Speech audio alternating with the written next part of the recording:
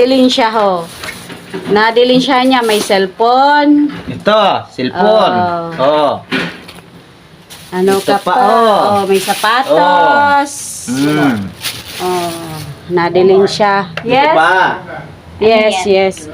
Oh. Kimika yan sapatos. 1,200 yan. Ay, ito dilin siya.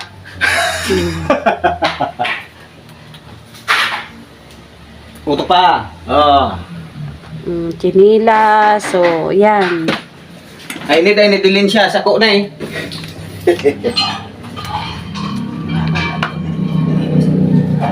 Ang brief mo, tandaan mo, tao, iba man ang ano kaniho, design, ho. Parariyasan. Dahil parehas kay Jason niya, ngantig. Dahil parehas sa brief ni Jason, ta nagkakaara, no? Kireribay. Oh. Buong o yan pa na. Teka, nag-ano? Yan, dyan mo man iralaag. Si RR may short itong panglakaw-lakaw. Mayo, pantalon. Igwa. May pantalon mang palan. Si Mikay, kadakol ka itong pambaba. Kaya bado lang tigbakal ko sa kasando, tama sa rasando naman daw to. Kalang pa to. Dagdagan ko pa ang sando ka to. Duwa lang mo na binakal ko. Hindi man tatago. Tiglaog mo ko ta sa karton kang cellphone kong nakaigo. Iyo. Hay. Buhay. Kulog lamang ang tula ko. Ang chinila si Boseng. Oh, pangharong niya.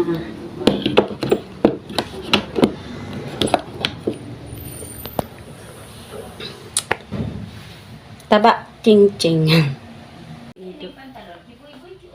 Arin. Kiobit yan, ma. Ayan na po ang kila mamang. Dahin tigamit tahalaba. Ayan da, ma. Araw kayo si Kiboy-Boy tigbakal mo yan sa ano. Kung araw man kayo si Kiboy-Boy nanalo dasan ko. Hani. Marit pa kanidarong ko naman kaya timuglo. Papaputulan niya dahil habo yan kayo magamit tahalaba. Agadong ko na daw ni. Miremedias ko daw ni. Ako mabakal medyas. Sila nga daw ang uban ko. Ang uban ko. Ano?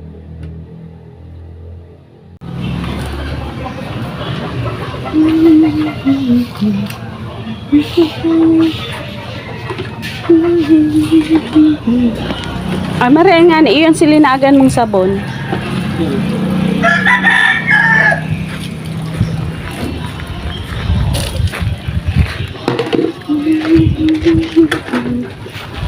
Ito ba na ako do?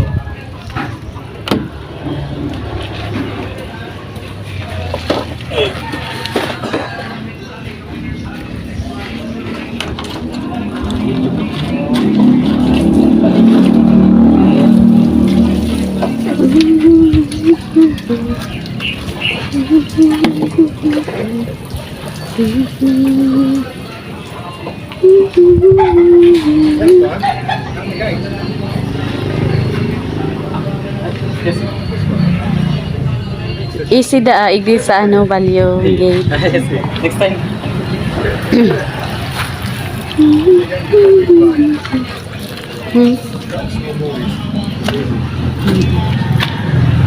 May ano nang gano'n.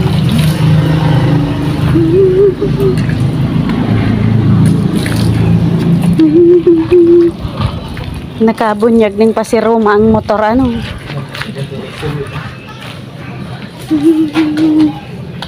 Ayan pa. Paral daw na, may klase na.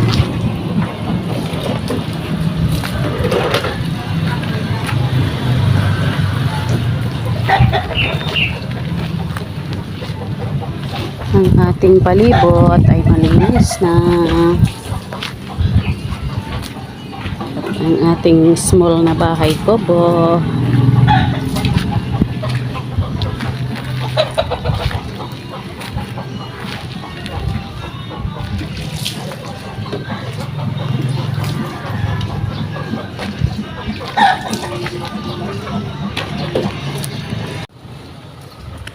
Mainit na baga.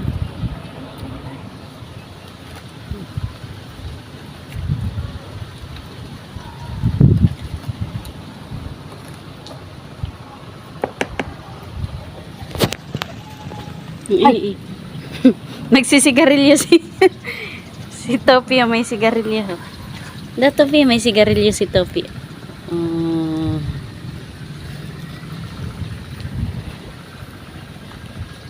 Ako akong kalunggay.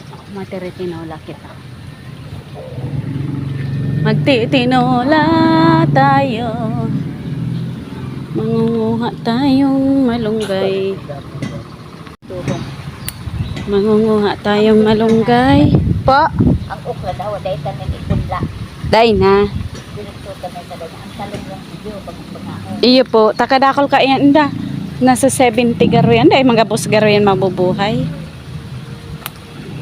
Bangaon. Marian okra, tada, delikado. Kung mag-functional mo, hindi sa kanan. Itat idadara duman sa kurukan. Duman. Kung nga ulit, Magtitinula ako.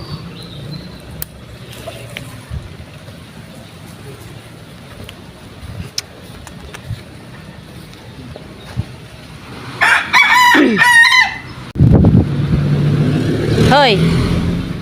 Topi pipa? Ano yan? Topi pipa? Topi pipa?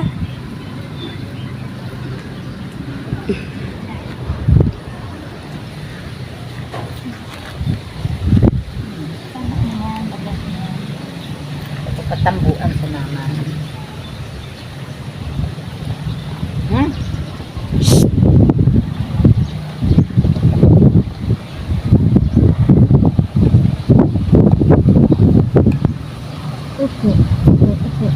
Daw, talinga mo. May ati ma. Ati, uno. Daga yan. Daw. Ya kadiri. Iko. Pagbago yan kari ko sa kakarali man yan. Morning guys, tayo'y magtitinola. Magtitinola ang lola.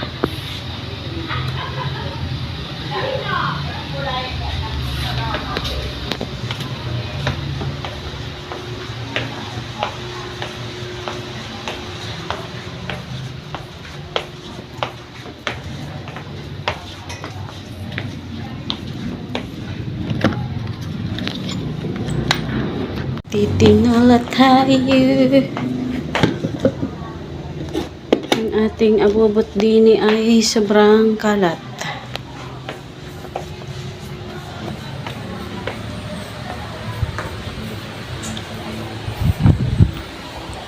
Too early for the prepare of tinola, right?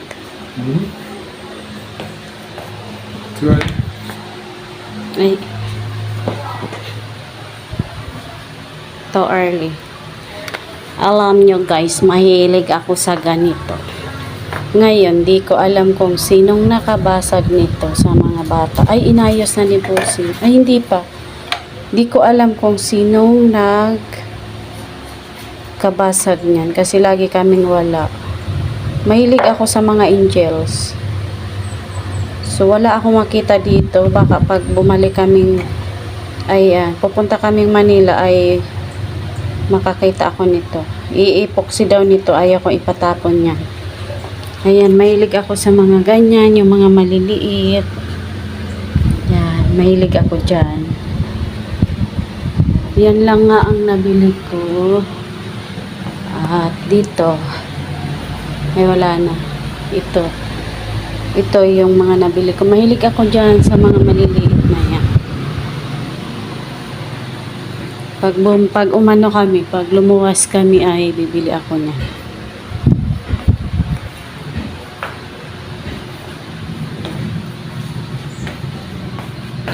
So ngayon tayo ay nakabili ng avocado. Hindi pa. Baka bukas pa yan.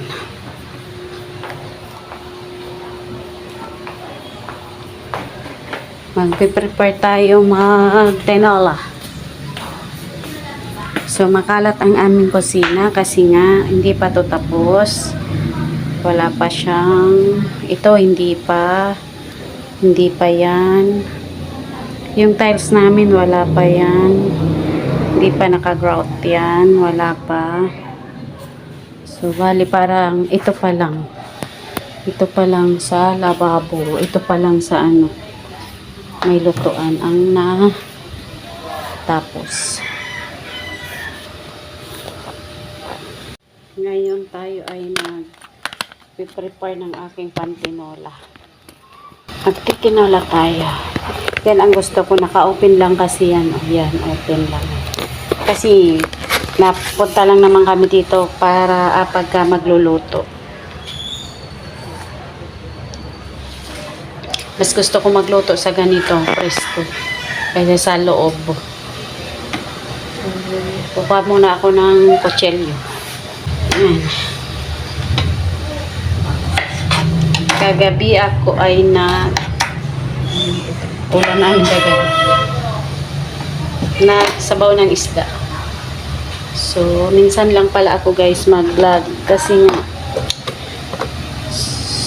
wala akong gaanong mapagpatungan ng aking gamit ko cellphone, wala akong mapagpatungan. Pag may ginagawa ako, alangan bit ko lang. Wala akong magagawa pag bit lang ang cellphone.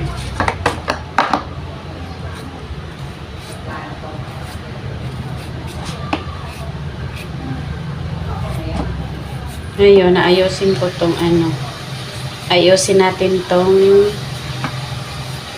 i-prepare natin pala itong panghalo ko sa tinola. Yan, sayote. Sayote ang panghalo natin. I-prepare ko lang kasi yung chicken is frozen pa.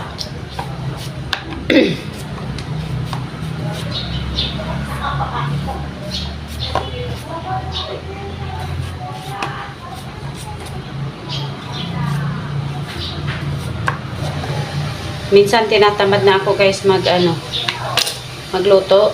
Alam mo, minsan yung ulam namin is na lang. Habang may makukuha pa sa gulay. Gawa ng paraan.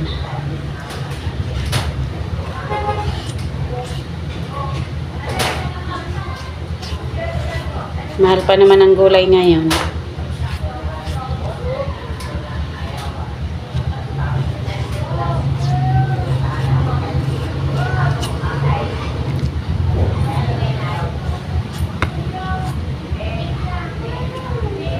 Doon sa amin, sabi ko nga diba dati sa mga unang vlog ko ay kami uuwi, hindi kami nakauwi. Malakas ang alon.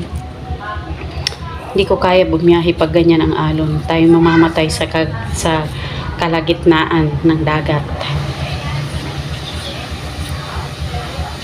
Kami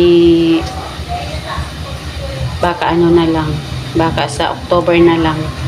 Pero hindi kami tatagal kasi walang tao dito sa bahay. May mga alaga ako. May dalawa na akong papi. Walang mag-aalaga. Iiwanan ko lang doon sa kung sinong hindi makakauwi sa bayaw. Baka yung bayaw ko o yung pamangkin ko. Yan. Papabigyan ko na lang pagkain dito.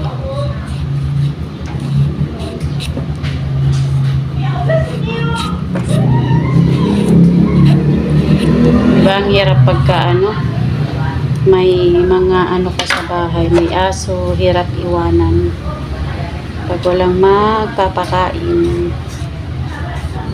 Sabi nga ni mama ay bitbitin ko na lang yung mga aso pa uwi. Diyos ko po, magdadala pa tayo niyan. Pagdating doon, mag-iingay lang yan kasi hindi ko yung papakawalan doon. Nakakulong lang.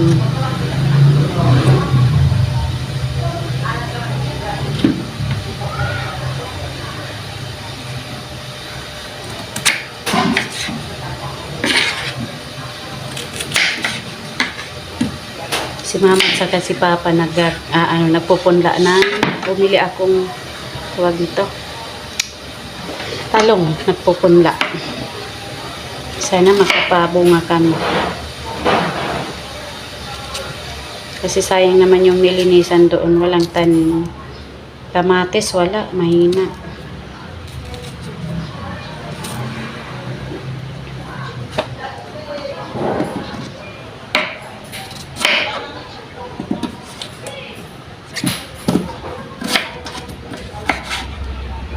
parang may buhok. May nakita ba ang buhok? O sa paningin ko lang. Guni-guning buhok. Ayun nga, may buhok sa camera. Hello guys, ngayon lang ako nakapag-video. Paulit-ulit, no?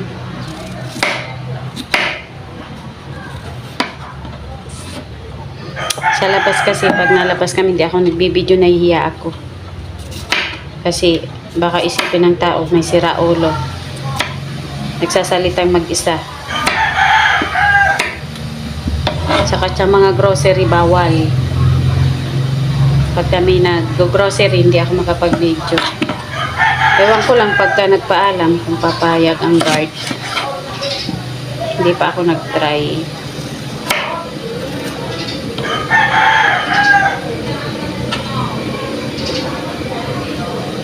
Diyan kasi sa pinapamila namin grocery is may kaibigan akong guard. Wala na, umalis na eh.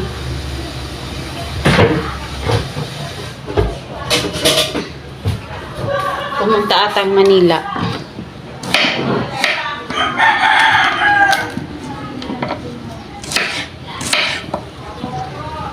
I-prepare ko to kasi ano pa lang naman is 9.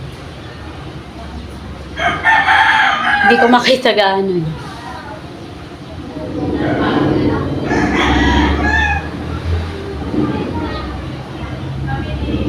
$9:13 maybe? 13?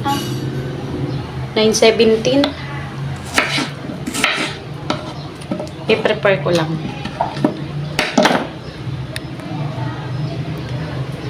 So, 9. Sa cellphone ko, 9:14. So, maaga. Prepare ko lang siya. Kasi yung bossing ko kailangan pagka 11, kakain na. Ang kain namin, nung nasa Paulbo kami, ang kain namin is 11. Lunchtime. Ang aming hapunan is 6 o'clock, 6:30. Diba, ang aga.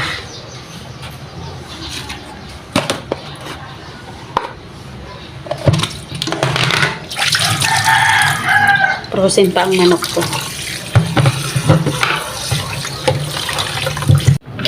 Dito tayo sa kubo guys. Ay mag-aano ng malunggay. Dito. Sabi ni mama kung kanino daw yung metro ng tubig. Kasi nung lumipat kami dito, hindi pa nakaready ang kuryente, yung kontador ng kuryente, yung metro ng tubig. Ang tubig is ngayon pa lang nga, ayun pa lang. Kinakabit pa lang. Hindi ata kita dito eh. Ginagawa pa lang nila dyan, ayan, nagkukay sila. Ayan sa pinakagilid, yung kontador, pero hindi pa nag-ano. So, hindi pa talaga to. Pinarush namin to guys. Kasi nga, sa lawak ba naman na to, hindi mo ipaparush yan. Nagustuhan namin talaga dito kasi makakapagtanim. So, ipinarush. Gawa. Halos lang to, 2 months lang ginawa. Nung lumipat kami, nakikabit muna kami kasi yung labas namin may nakikabit muna kami sa mga tindahan dyan. Kaya nagtiis kami almost week, walang internet. So, ngayon, okay naman na. Halos 2 months na kami. Okay naman na. Yung tubig ngayon palang kakabit, yung meter ng tubig. Meter or metro? Kahit ano, basta metro or meter, parehas lang siguro yan.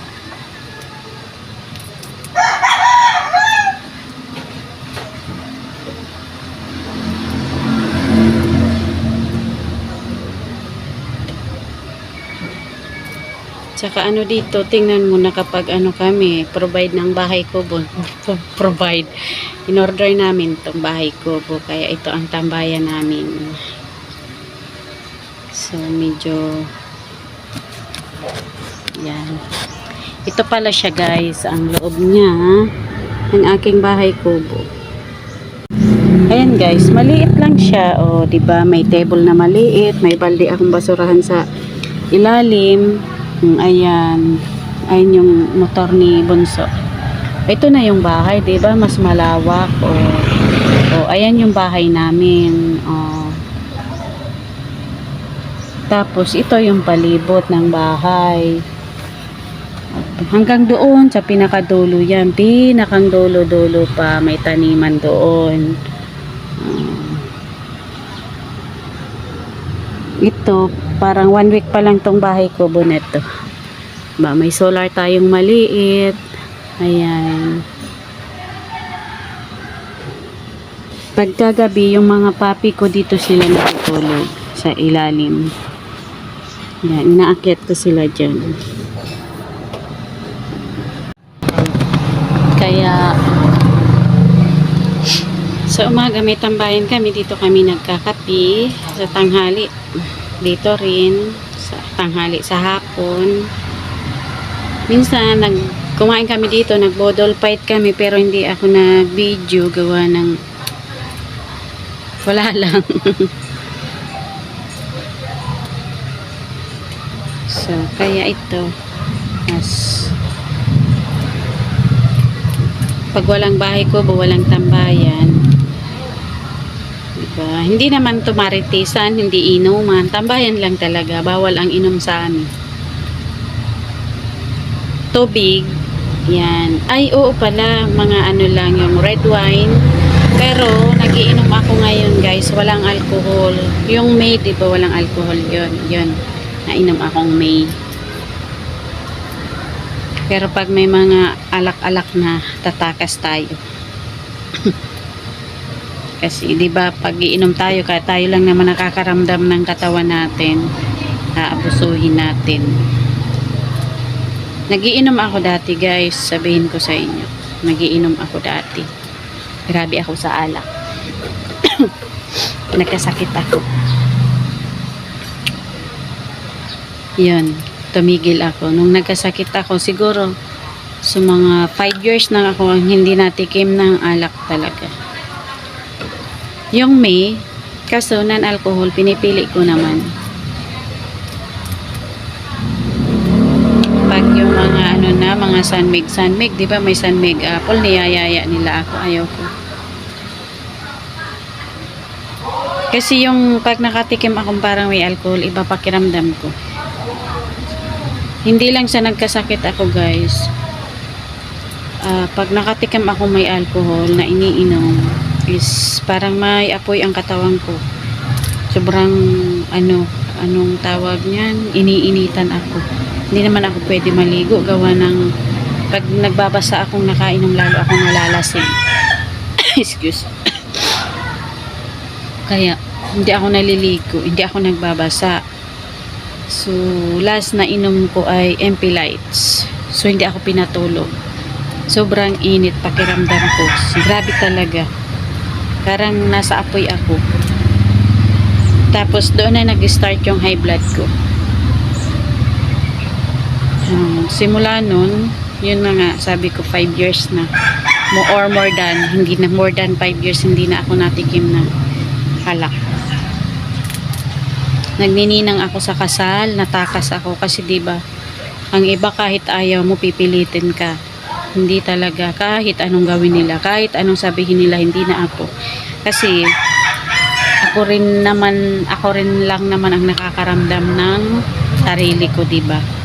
Dapat pag ganun, dapat tayo na rin mag-iiwas, mag-iingat. Kasi tayo ang nakakaramdam, walang makakatulong sa atin, kundi sarili lang natin. Kahit may doktor pa yan.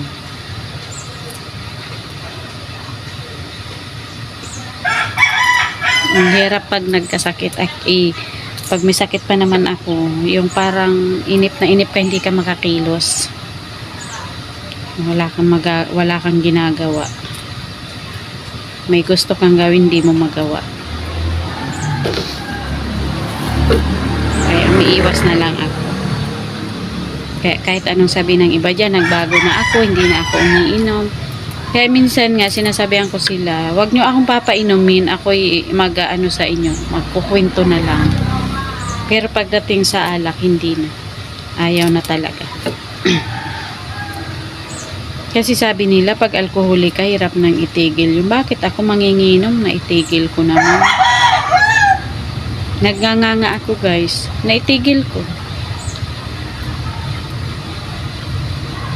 Nagnganga ako dati, umiinom ako. Tingnan nyo ngayon, naitigil ko. Nasa tao lang talaga yun. Kung talagang ikakarir mo ang bisyo, hindi mo yun maititigil. Ay, nandyan na naman tayo sa inom-inom. Ito na, malapit na. Nag-i-snack na yung dalawa, yung matanda. Mainit na kasi. Naawa ako, wala sila kahit cellphone. So ngayon, secret lang, may plano kami. Kami pupunta ng Naga, bibilhan namin ng gadget yung dalawang matanda tag-isa. Kasi yung TV namin, hindi si Papa marunong gumamit. Gusto niya manood ng news. So, hindi siya marunong. Tinuruan namin. Ayaw niya. Sabi, baka daw magkamali siyang pinto. Ang gagawin namin ay baka next week or bago kami umalis. Kasi may balak kaming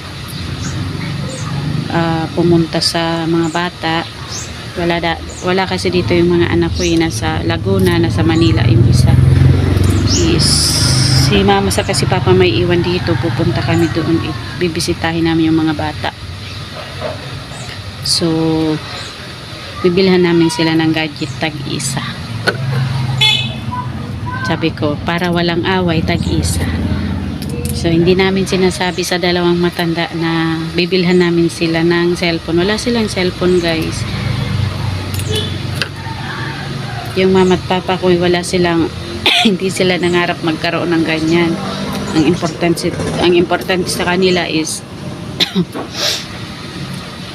yung may ano lang, yung simpleng buhay lang. Kaya nga ipapagawa silang bahay sa bukid ngayon. Gusto nilang umuwi ng bukid. Doon sa nabili namin na lupa. Malapit din sa dagat. Pagagawa, yun nga sinabi ko dati na pag may budget tayo, ipapagawa ako ng maliit na fish pond. So, tingnan natin. Gusto ko rin mag-stay doon. Kaya, bibili kami ng baka maliit lang na solar. Importante sa gabi may ilaw. Yun ang gagawin ko doon. Maganda doon guys, sobrang tahimik. Tsaka nasa ilalim kan, baka yung bahay ilalim ng mga puno. Sobrang daming mangga doon. Kinukuha daw ng taga-ibang barangay at tinitinda din sa kanila. Di naman kami nagdadamot sa mga ganyan. Kasi nga nakakatulong tayo. Sabi ko sa kanila, hayaan nyo, importante. Nakukuha, napapakinabangan, nakakatulong ka pa sa kapwa, di ba?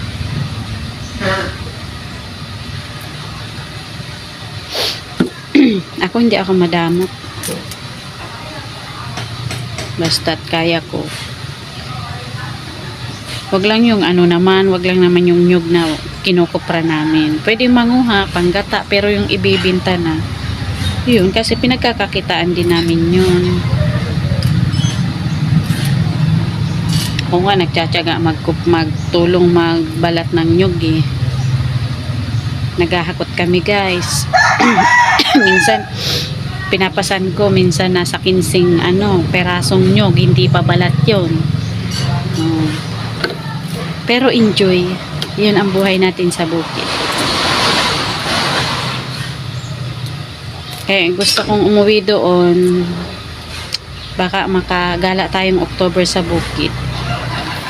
So, try kong papakita sa inyo kung ako'y makagala sa bukid. Hindi ko pinapangako. Gawa ng hindi kami tatagal kasi yung dalawa kong alaga dito.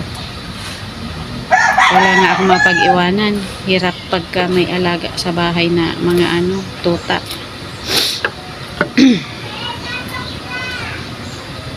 Kaya si mama sa si papa dito muna kasi ganyan nga alis kami. Halimbawa umalis kami. So may pag-iiwanan ako kasi yung mga alaga ako guys. Marunong talaga mangilala sa nagpapakain. Pag nasa loob ako ng bahay, sobrang iingay nila. Pag lumabas ako, tatahimik sila. Upo sila dito sa ilalim ng kubo. Tahimik sila. Pag pumasok ako uli ng bahay, mag-iingay yan mga yan. Ewan ko dyan sa mga yan. Tahimik na, yun siguro nahingi sila ng pagkain. Pero pagka busog naman sila, parang may ano ang lalamunan ko. Pag busog naman sila guys, yan, tulog sila. Tutulog lang sila. Maya-maya niyan, may oras yan.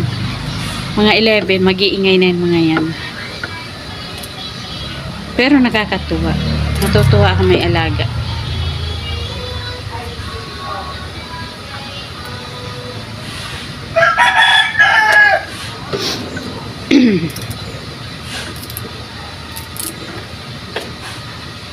Yan, may basurahan tayo dito sa ilalim para easy lang. Gumawa ng compost yung ano ko, yung aking bossing. Ito dito sa compost. O, diba?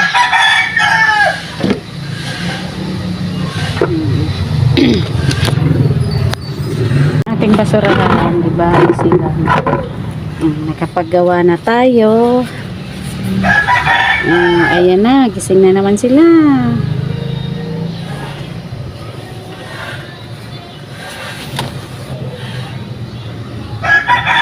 Ayan, dalawang matanda nag-i-snack sila.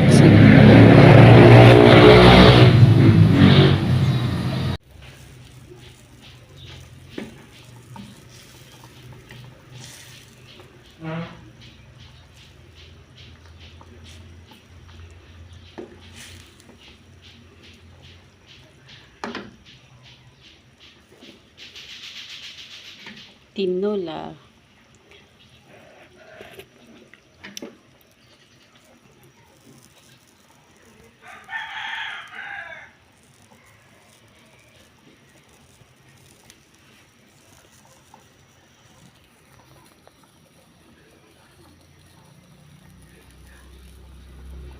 You guys sa panonood. Sana supportahan nyo ang aking video. Thank you po. Please subscribe and like.